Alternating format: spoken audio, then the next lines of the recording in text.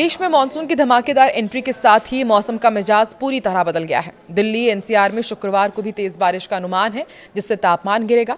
हिमाचल प्रदेश में तबाही मची हुई है, 46 सड़कें बंद हो चुकी है। मौसम विभाग ने गोवा, कोंकण और साउथ गुजरात के लिए रेड अलर्ट जारी किया है और लोगों को भारी आफत का सामना करना पड़ सकता है। तो आइए आपको बताते हैं देश में अभी कहां पर मौसम का कैसा हाल है। नमस्कार, मैं हूं आकांक्षा, आप देख रहे हैं न्यूज़ 18 का डिजिटल प्लेटफॉर्म।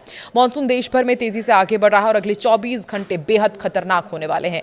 दिल्ली एनसीआर में मॉनसून ने 5 दिन की देरी से दस्तक दी है। मौसम विभाग ने भी आने वाले दिनों में दिल्ली में तेज हवाओं के साथ भारी बारिश का अनुमान जताया है। इस भारी बारिश के बाद तापमान में भारी गिरावट आएगी और लोगों को उमस से राहत मिलेगी। हिमाचल प्रदेश में भी भारी बारिश के बाद हालात बिगड़े हुए हैं। वहां 46 सड़कें बंद हो चुकी हैं। शिमला मौसम केंद्र ने पहाड़ों पर भारी से बहुत भारी बारिश की चेतावनी दी है। इसके अलावा गोवा, साउथ गुजरात, कोंकण क्षेत्र के लिए रेड अलर्ट जारी किया गया है।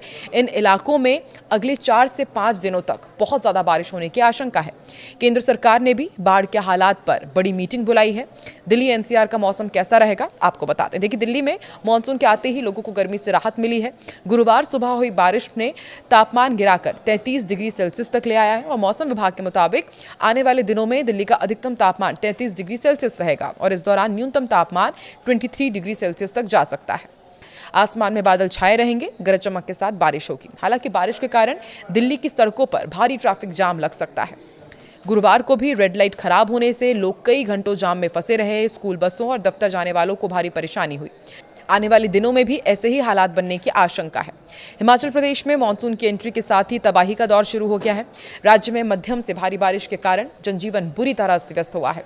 सरकारी आंकड़ों के मुताबिक राज्य की 46 सड़कें बंद हैं। कुल्लू में 18, मंडी में 15 सड़कें पूरी तरह बंद हो चुकी है। सिरमौर में 9 और लाहौल स्पीति में 2 सड़कों पर ट्रैफिक पूरी तरह से ठप है। शिमला मौसम केंद्र ने आने वाले दिनों में भी बहुत भारी बारिश का ऑरेंज अलर्ट जारी किया है।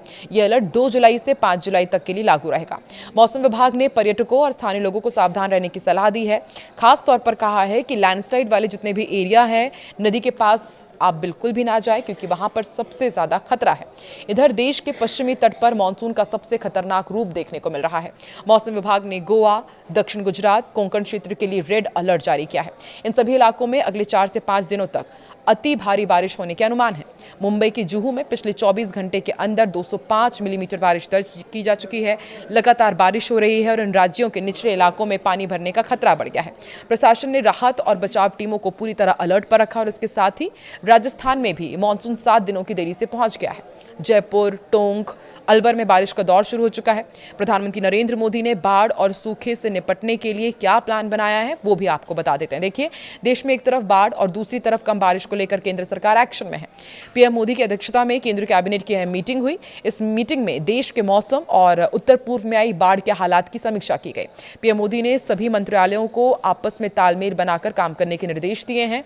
उन्होंने कृषि, पानी और बिजली सप्लाई पर पड़ने वाले असर से निपटने के लिए एडवांस प्लान बनाने को कहा है। मौसम विभाग ने जुलाई में देश के कुछ हिस्सों में सामान्य से कम बारिश का भी अनुमान लगाया है। केंद्रीय कृषि मंत्री शिवराज सिंह चौहान और किरण रिजिजू असम और अरुणाचल प्रदेश के बाढ़ प्रभावित इलाकों का दौरा भी कर रहे हैं। साथ ही दिल्ली एनसीआर को लेकर एक और अलर्ट आया है। ओजोन परत की वजह से बारिश के बाद प्रदूषण बढ़ने की भी संभावना जताई गई है। मौसम विभाग के अनुसार जून के आखिरी दिन मानसून मध्य प्रदेश के कई हिस्सों के अलावा उत्तर प्रदेश, उत्तराखंड, हिमाचल प्रदेश और लद्दाख तक पहुंच गया है और अब अगले 48 घंटों में इसके गुजरात के कुछ हिस्सों में और इसके ही साथ दिल्ली एनसीआर, हरियाणा और पंजाब में दस्तक देने की उम्मीद है। वहीं 3 से 5 जुलाई के बीच विदर्भ, मध्य प्रदेश, गुजरात और दक्षिण पूर्वी राजस्थान में भारी बारिश के संकेत हैं। पूर्वोत्तर राज्यों में भी झमाझम बारिश का दौर जारी रहने की संभावना है। मौसम एक्सपर्ट्स का कहना है कि मानसून के दौरान राहत जरूर मिलेगी, लेकिन बारिश का मौसम खत्म होने के बाद दिल्ली एनसीआर के सामने एक नई चुनौती खड़ी हो सकती है। ओजोन लेयर की वजह से मानसून के बाद प्रदूषण बढ़ सकता है और एक्सपर्ट्स बताते हैं कि कई लोग ओजोन प्रदूषण और ओजोन लेयर को एक ही मान लेते हैं, जबकि दोनों अलग अलग हैं। पृथ्वी के ऊपरी वायुमंडल में मौजूद ओजोन लेयर हमें सूर्य की जितनी भी हानिकारक पैराबैंगनी किरण होती है उनसे बचाती है। इसके विपरीत जमीन के पास बनने वाला ग्राउंड लेवल ओजोन एक प्रदूषक गैस होता है जो लोगों की सेहत के लिए नुकसानदायक मानी जाती है। पिछले 6 साल के आंकड़ों के अनुसार Delhi NCR ground level ozone प्रदूषण का सबसे बड़ा हॉटस्पॉट बन चुका है। इसके अलावा चंडीगढ़, जयपुर, अहमदाबाद, मुंबई, चेन्नई और बेंगलुरु जैसे शहरों में भी इसका स्तर बढ़ रहा है। सितंबर से नवंबर के बीच जब मानसून कमजोर पड़ जाता है तेज धूप के साथ वाहनों और उद्योगों से निकलने वाली गैस आपस में रासायनिक प्रतिक्रिया करती है, तब ओजोन का स्तर तेजी से बढ़ सकता है। बारिश की वजह से गर्मी से राहत मिल सकती है, लेकिन आने वाले महीनों में वायु प्रदूषण बढ़ सकता है, जो सेहत के लिए ठीक नहीं है। एक्सपर्ट्स का कहना है कि प्रदूषण प्रभावी उपाय ही भविष्य में ओजोन के बढ़ते खतरे को कम कर सकते हैं। तो देखिए, एक तरफ कम बारिश, दूसरी तरफ मूसलाधार बारिश और अब ओजोन प्रदूषण की बात सामने आ रही है। ऐसे में बहुत ज़्यादा ज़रूरी है कि आप सावधान रहें, अपना ख्याल रखें। अभी आप देश के किस हिस्से में रहते हैं, वहाँ पर वेदर का क्या हाल है, कमेंट सेक्शन पर ज़रूर बताएं।